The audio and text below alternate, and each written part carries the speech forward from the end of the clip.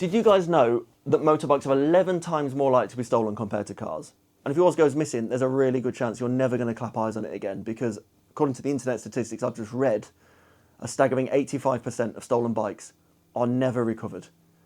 Just let those statistics sink in for a second, and then sit back and join me as we talk about motorcycle security.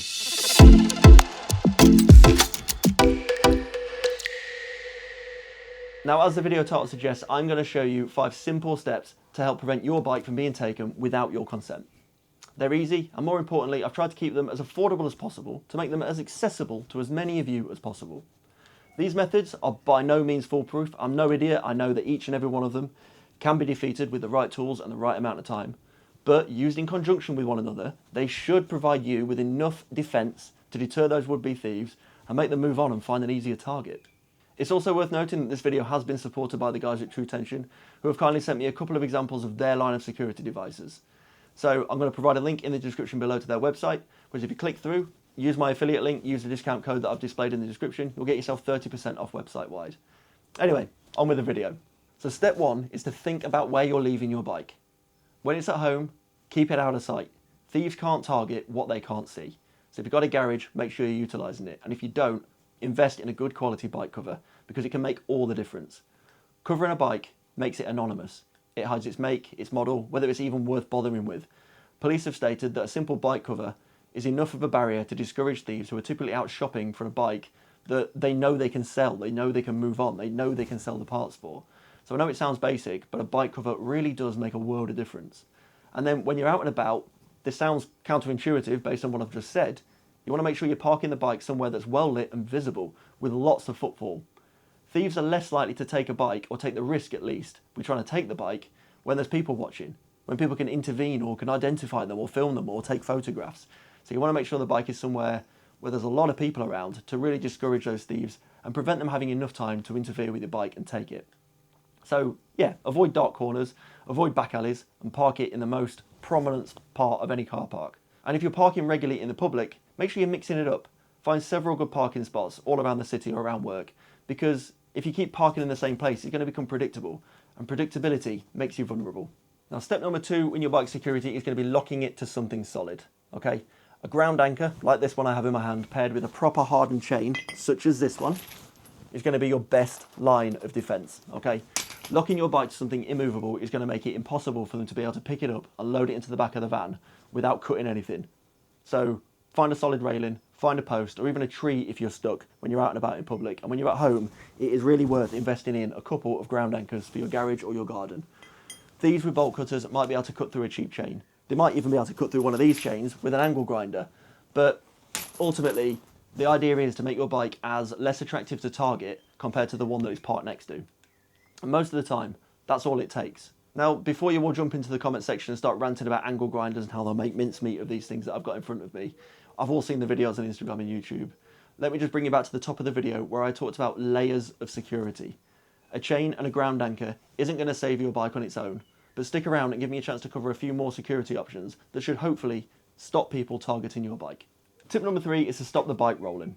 And that is exactly what this is designed to do. This is the disc lock, and this particular one has a 110 decibel alarm in it. It's small, it's simple, and when that alarm goes off, it's very annoying. You lock it through the front disc of your bike, and if someone tampers with it, if they start angle grinding at your chains or trying to cut around anything, or they start hammering this, it's going to start making a heck of a lot of noise. And I know it's not a total solution on its own, but it's great for drawing attention. And sometimes that's enough to stop a thief in their tracks and make them move on to an easier target. Pair this with a second disc lock, or maybe even a simple U-lock such as this one again from the guys at True Tension, and suddenly your bike becomes more hassle than it's worth, because they've got to try and get off 2 different locks at this point. So they're just hopefully going to move on to a simpler target. Tip number 4 is to lock smarter, not just quick. So you've been out and you've invested in a good, solid, hardened steel chain to make their life a little bit more difficult. But then what do you go and do? You run the chain through the front wheel of your bike, you lock it to something solid, following all my other tips, and you come back and you find that your bike still managed to go missing, and all you're left with is your chain and the front wheel and tyre of the bike.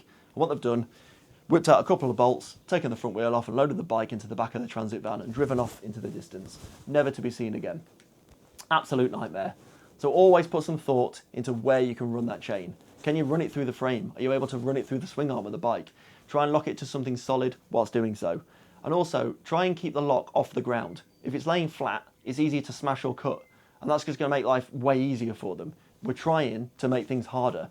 So keep that chain tight, keep it high up, and keep it awkward. That's what we're trying to aim to do when we're locking our bike up. Step number 5 then, and the final step in my security list, is to tag your bike and track it. My bike's registered with data tag, and if you aren't sure what that is, it's a security marking system that uses microcoding and little dots and etchings around the bike to permanently ID the bike. Police forces across the UK can then use their scanners and detect whether the parts from the bike that have turned up somewhere else are from my vehicle, and then they can track it back to me as the owner. It's not exciting, and it won't stop the bike from getting taken in the first place, but it does mean that the bike is less likely to be stripped for parts and makes it a bit harder for them to sell them on. And eventually, hopefully, those bits or whatever's left of the bike will find their way back to me, and I'll know exactly what happened to the bike should it have gone missing. And finally, you can also invest in something like a GPS tracker for your bike.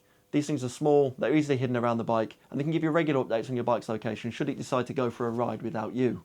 So, in the worst case, at least you'll be given a fighting chance of getting it back, and if not, you'll be able to guide the police into a direction of where you last saw it. There we have it then, 5 methods that should hopefully stop your bike from being taken. Keep it hidden, keep it out of sight using a cover or a garage, anchor it down to something solid, use an alarm disc lock to draw attention in public, lock up the right parts of the bike, not just the wheels, and mark it and try and invest in some sort of GPS tracker. Do all 5 and you're going to make life very difficult for anyone trying to steal your bike. Because ultimately, it's all about layers. The more barriers you add, the less appealing your bike becomes to those would-be thieves. Feel free to jump into the comment section below. Tell me how angle grinders will make mincemeat of all these chains and locks I've talked about and how the bike would still get stolen, blah, blah, blah, blah, blah. I know, I'm not stupid, but as I've mentioned, this is all about layers. And try and do some good in the comments.